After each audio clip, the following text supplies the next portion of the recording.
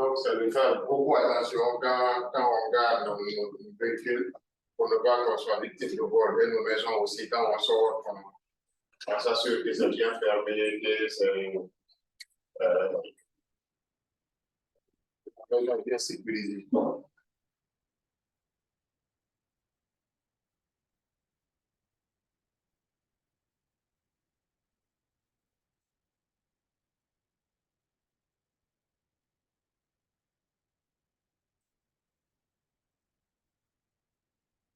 Le point de sécurité à partager avec vous. Concernant notre formation, on évolue toujours. On a fait le module 5. On a commencé le module 2 également. Le module 2, on a fait le calcul des coûts complets, la méthode de l'implication rationnelle, les coûts cibles. Donc, ce matin, on va essayer de voir la méthode ABC en théorie. Après, on va commencer les cas pratiques. Ceux qui sont en ligne, c'est bon?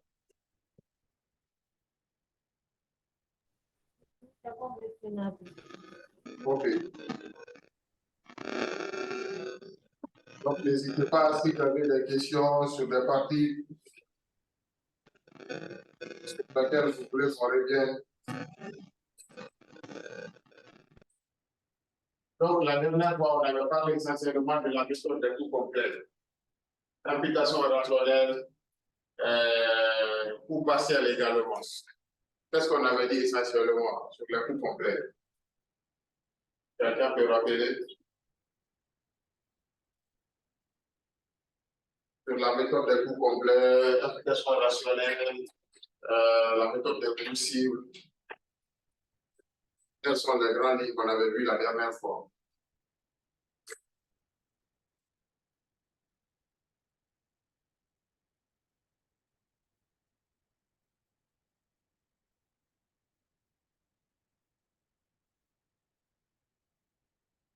La méthode des coûts complets, on avait parlé essentiellement des centres analytiques. On avait dit que c'est le premier travail qu'il faut faire d'abord, c'est de subdiviser l'entreprise avec et les centres analytiques, il y avait deux types. Les centres analytiques principaux et les centres analytiques auxiliaires. Et que la méthode des coûts complets, c'est une méthode qui permet de calculer le coût de production d'un service, d'un bien ou d'une activité, n'importe quelle activité. Ça nous permet vraiment de connaître exactement on a produit le bien à quelle valeur et on pourra vendre à quelle valeur. Parce que si on connaît notre coût de production, on pourra rajouter la marge sur laquelle on pourra rajouter la marge et puis fixer notre prix. Mais si on ne connaît pas le coût de production, forcément on va fixer un prix au hasard qui peut être soit sous-estimé, soit surestimé. On avait parlé également de l'affectation des charges indirectes des centres auxiliaires vers les centres principaux. Parce qu'on savait que les centres principaux, et généralement, il y a une affectation sur les produits directement, parce qu'on connaît la consommation de la matière première de chaque produit. On avait dit de donner les intérêts, on avait donné aussi les faiblesses de cette méthode. Cette méthode, il y a beaucoup d'arbitraire dedans. C'est ça son inconvénient, parce que quand on va faire les unités d'œuvre, on va faire des répartitions un peu arbitraires. Par exemple, le travail de finance, le travail des ressources humaines, le travail du légal, ça c'est coût indirect, on va les répartir sur les produits mais de manière un peu arbitraire. Ça peut être, la répartition peut être un peu biaisée. On avait dit que c'est ça la difficulté et que c'était un peu loin de la réalité.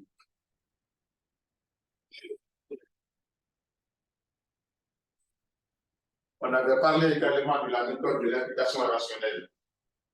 Qu'est-ce qu'on avait dit en ce sens au niveau de l'implication rationnelle? Pourquoi on devait l'utiliser?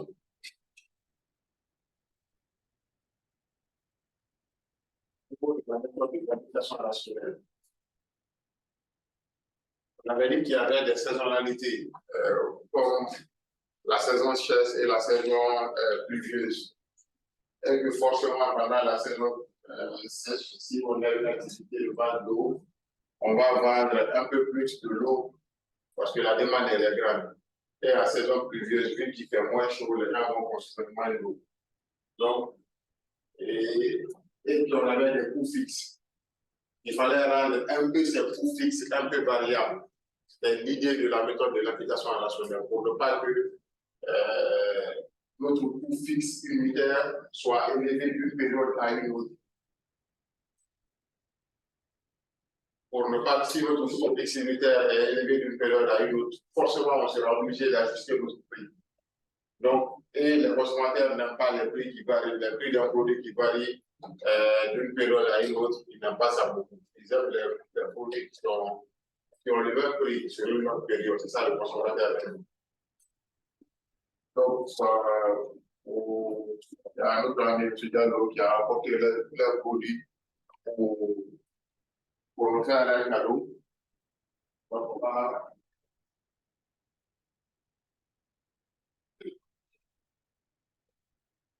la publicité, c'est un cadeau pour tout le monde. Donc, il a apporté ça pour nous, pour l'équipe. On va le remercier ensemble. Donc, il va nous dire le prix de leur produit et comment il le fixe. C'est bon? OK. Oui. OK. La société s'appelle D'accord. Nous sommes les représentants ici. D'accord. Nous suivons les ventes des importateurs. Ça fait que nous sommes dans la sous-région. Fixer les objectifs des importateurs. D'accord.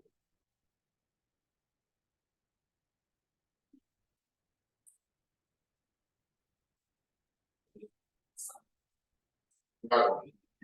Et conseiller sur le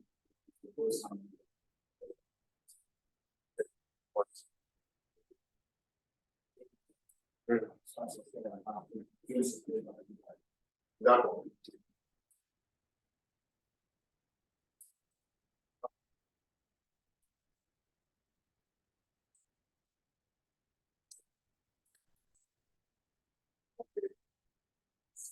Les consommateurs.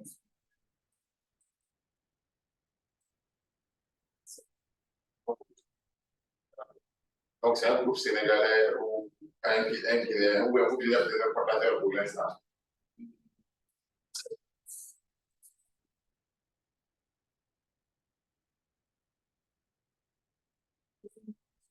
OK. D'accord.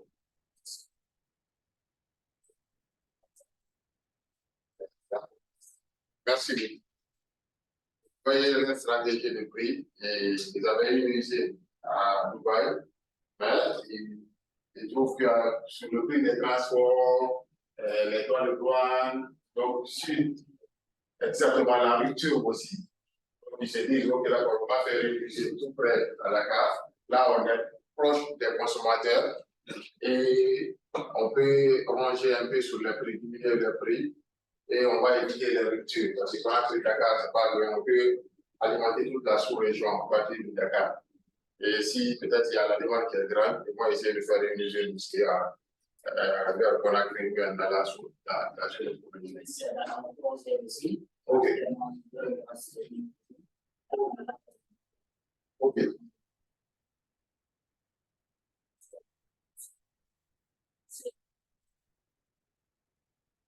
À partir d'ici.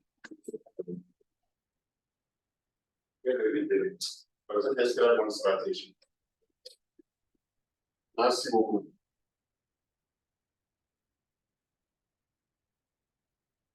Donc, on va évoluer. On avait vu la dernière fois aussi la méthode des coûts partiels. On avait dit que les coûts partiels, on mettait l'accent plus sur tout ce qui était variable, les charges variables.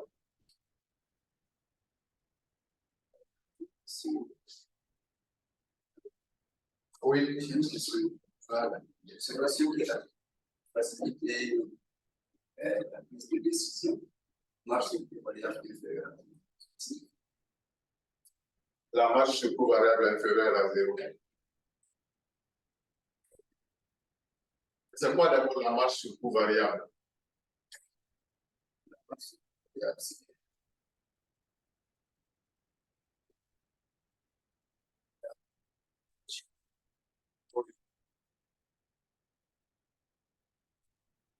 Donc, si elle est inférieure à 0, qu'est-ce que ça veut dire?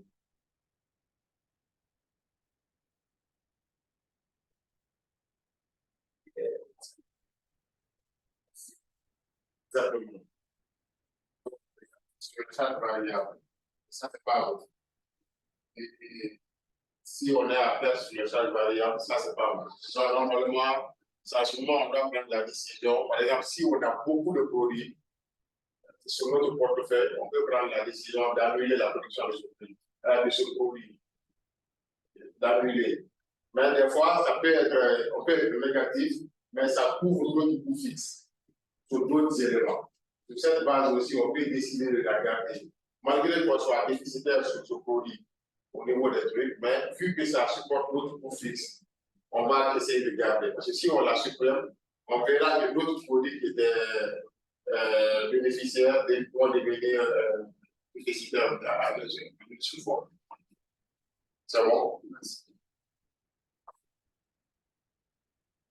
Donc, on avait parlé aussi de résultats différentiels. On avait dit que on commence d'abord par le chiffre d'affaires. Le chiffre d'affaires étant le prix fois la quantité.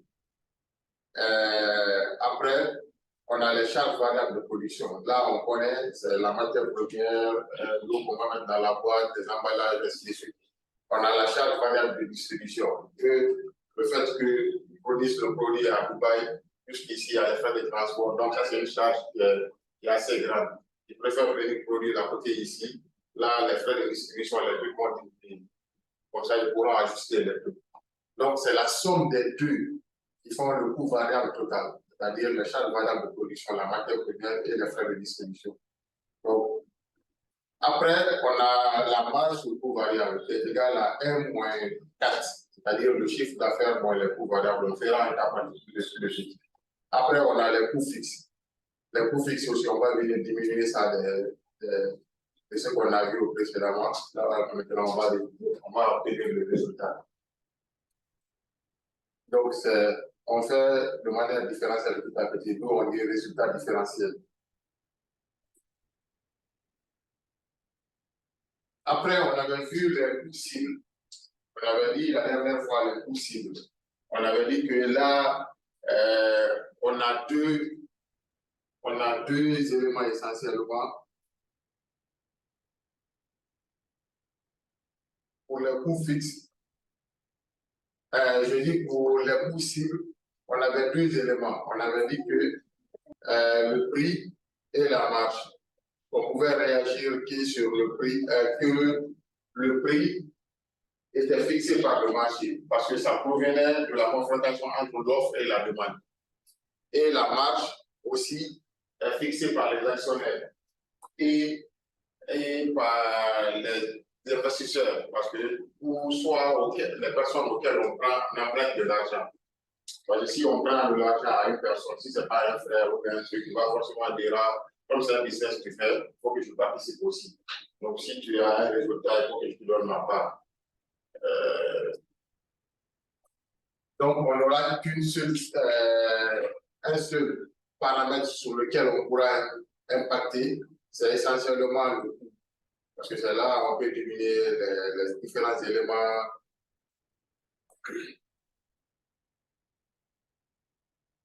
C'est là qu'on pourra vraiment agir sur le coût. Et on a dit que ces coûts-là aussi, on a parlé de Pareto. Pareto, c'est des économistes autrichiens qui a travaillé sur tout ce qui est la règle des 20-80, c'est-à-dire 20% des personnes détiennent 80% de la richesse. C'est à peu près dans chaque secteur, c'est comme ça. Tu vas avoir 20% des personnes détiennent 80% de la richesse.